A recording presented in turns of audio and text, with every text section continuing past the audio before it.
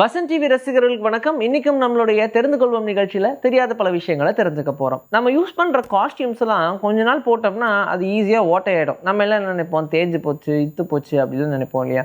ஆனா அது இத்து போறதுக்கும் தேஞ்சு போறதுக்கும் ஒன்று காரணமா இருக்கு. அதுதான் ட்ரெஸ்ல மட்டுமே இருக்கக்கூடிய இன்செக்ட்ஸ். அந்த பூச்சிகள் வெறும் ட்ரெஸ்ல மட்டும்தான் இருக்கும். அதுக்கு பேரு கிளாத் ஸ்மட்ஸ் அப்படின்னு சொல்றாங்க. இது மட்டும் இல்லை, நிறைய வெரைட்டிஸ் ஆஃப் இன்செக்ட்ஸ் இருக்க தான் செய்யுது. அது ட்ரெஸ்ஸில் அதிகமாக உயிர் வாழும் அப்படின்னு சொல்கிறாங்க. இது ட்ரெஸ்ஸை அதிகமாக சாப்பிட சாப்பிட ட்ரெஸ்ஸோடைய குவாலிட்டி அப்படியே கொஞ்சம் கொஞ்சமாக கம்மியாகிட்டே போகும். பர்டிகுலராக ஒரு இடத்துல மட்டும் சூப்பராக ஓட்டையை போட்டு விட்ருவோம். அதனால் நம்ம என்ன நினச்சிட்டு இருப்போம்னா இது இத்து போச்சு, கிளாத்தே அவ்வளோதான் அப்படின்னு நினச்சிட்டு இருப்போம். அது கொஞ்சம் கொஞ்சமாக ஃபேப்ரிக்ஸை சாப்பிட ஆரம்பித்து அப்படியே கிளாத்தை காலி பண்ணிடும். இதுதான் எல்லாமே காமனாக பண்ணுது. மனுஷங்க எப்போ ட்ரெஸ் போட ஆரம்பிச்சிருப்பாங்க, அதாவது எப்போ அவங்களுக்கு ஆடை அணியணும் அப்படின்ற ஒரு எண்ணம் வந்திருக்கும் அப்படின்றத கண்டுபிடிக்கிறதுக்காக சயின்டிஸ்ட்லாம் ரொம்ப முயற்சி பண்ணாங்க.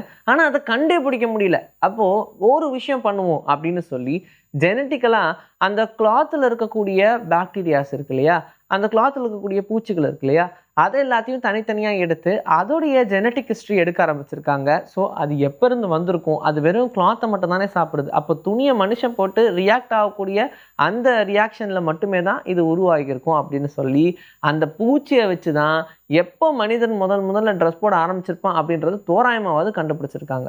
1,75,600 வருஷத்துக்கு முன்னாடியிலிருந்து மனுஷங்க ட்ரெஸ் போட ஆரம்பிச்சிருக்காங்களாம். இவ்வளோ நாகரிகமாக கிடையாது. அந்த ட்ரெஸ்லேயே எக்கச்சக்கமான வெரைட்டிஸ் வந்துருச்சு. ஃபஸ்ட்டு துணியை கட்ட ஆரம்பிச்சிருப்பான் அப்படின்னு நம்ம சொல்லுவோம் இல்லையா, அது 1,75,600 வருஷத்துக்கு முன்னாடி இருந்து அப்படின்னு சொல்கிறாங்க. இதுவுமே நமக்கு கிடைச்ச ஒரு தோராயமான கால்குலேஷன் தான். இருக்கிறதுலே சூப்பரான ஸ்வெட் கிளான்ஸ் இருக்கக்கூடிய ரெண்டு க்ரீச்சர்ஸ் அப்படின்னு சொன்னால் அது ஒன்று ஹியூமன், இன்னொன்று குதிரை. ஏன்னா மனிதனுக்கும் குதிரைக்கு மட்டுமே தான் நம்ம பாடி எவ்வளோ உஷ்ணம்னாலும் அதை தணிச்சிக்கக்கூடிய தன்மை இருக்குது ஸ்வெட்டின் வாயிலா. இப்போ நம்ம ஓடுறோம்னு வச்சுக்கோங்க, வேர்க்குது. ஏன் வேர்க்குது?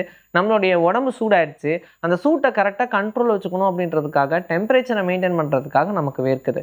அதே மாதிரி குதிரைக்கும் வேர்க்கும். ஆனால் என்ன, அந்த குதிரைக்கு வேர்க்கிறது நம்மள மாதிரி வெறும் ஸ்வெட், அதாவது தண்ணியாக வராது, நுரையாக வரும். வெள்ளை கலர் நுரையாக வரும். ஆல்மோஸ்ட் நிறைய பேர் இந்த ஹார்ஸ் ரேஸ்லலாம் இதை பார்த்துருப்பாங்க. நிறைய பேருக்கு இது பார்க்கக்கூடிய சூழ்நிலையே அமைஞ்சிருக்காது. ஏன்னா இப்போ நீங்கள் பீச்சுக்கெல்லாம் போகிறீங்க, ஹார்ஸ் ரைட் பண்ணோம் அப்படின்னு நினச்சாங்கன்னா அந்த குதிரையை முடிஞ்ச அளவுக்கு ரொம்ப ஸ்லோவாக தான் ஓட்டிகிட்டு போவாங்க. அதனாலலாம் அதுக்கு ஸ்வெட் ஆகும் அப்படின்னு சொல்ல முடியாது. தாறுமாறான வேகத்தில் ஓடும்போது தான் அதோடைய ஸ்வெட்டே நம்ம பார்க்க முடியும். கழுத்துக்கு கீழே, அது போட்டிருக்கக்கூடிய ஹார்மர் கீழே அப்படின்னு சொல்லி இந்த இடங்கள்லாம் ஸ்வெட் அதிகமாக வரும். ஆனால் என்ன, எல்லாம் வெள்ளை கலர் நுரையாக வரும். 2011 ஒரு ஸ்டடி நடத்தியிருக்காங்க. என்னென்னா, ரொம்ப நல்லா சாப்பிட்டு மனசார நிறைஞ்சதுக்கு அப்புறமா ஒரு ஜட்ஜ் வந்து உட்காந்து தீர்ப்பு சொன்னாங்கன்னா அங்கே கொஞ்சம் கடுமையான தண்டனை இல்லாமல் கம்மியான தண்டனையாகவும் ரொம்ப கோபமாகவும் இல்லாமல் ஹேண்டில் பண்ணுறாங்க அப்படின்றத கண்டுபிடிச்சிருக்காங்க.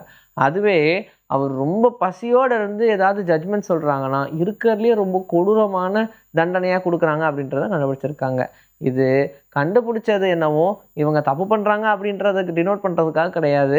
அவங்களுடைய பசி தன்மையினால் அவங்களுடைய கேரக்டர் எந்த அளவுக்கு மாறுது அப்படின்றத பார்க்கணுன்றதுக்காக தான் சொன்னாங்க. அதுக்குன்னு எல்லாருமே தான் அப்படி பண்ண மாட்டாங்க. எல்லாருக்கும் நீதினா என்ன, நேர்மைனா என்ன, தர்மம்னா என்னன்னு தெரியும். இந்த விஷயத்த எதுக்காக பண்ணாங்கன்னு தெரில, பட் அப்படி வந்துருக்கு. பட் நீங்கள் இதுலேருந்து என்ன தெரிஞ்சுக்கணும் அப்படின்னா, நீங்கள் ஒரு வேளை உங்கள் அம்மா அப்பா கிட்ட எதையாவது சொல்ல போகிறீங்கன்னு வச்சுக்கோங்க, அவங்களுக்கு நல்லா சாப்பாடு போட்டு சாப்பிட வச்சதுக்கப்புறமா சொல்லுங்கள், கோவப்பட மாட்டாங்க. டிவியாக இருக்கட்டும், மானிட்டராக இருக்கட்டும், அதில் நம்ம பார்க்கக்கூடிய அந்த பிக்சல்ஸோடைய லைட் அப்படின்னு பார்த்தா RGB தான் ரொம்ப மெயின் கலர்ஸாக இருக்கும். அதெல்லாம் மிக்ஸ் ஆக தான் நமக்கு எல்லா கலர்ஸுமே கிடைக்குது. ஸோ நம்ம பார்க்கக்கூடியது வெறும் 3 கலர் தான். அதில் வரக்கூடிய கலர்ஸ் எல்லாமே இதில் இருக்கக்கூடிய மிக்சர்ஸ். ஸோ இது கலர் தியரி தெரிஞ்ச நிறைய பேருக்கு கண்டிப்பாக தெரிஞ்சிருக்கும். இன்றைக்கி நம்மளுடைய தெரிந்து கொள்வோம் நிகழ்ச்சியில் தெரியாத பல விஷயங்கள் தெரிஞ்சுக்கிட்டோம். இதே மாதிரி சூப்பரான கண்டென்ட்டோட உங்களை நான் வந்து சந்திக்கிறேன். Until then, this is bye from Vijayashree. Take care.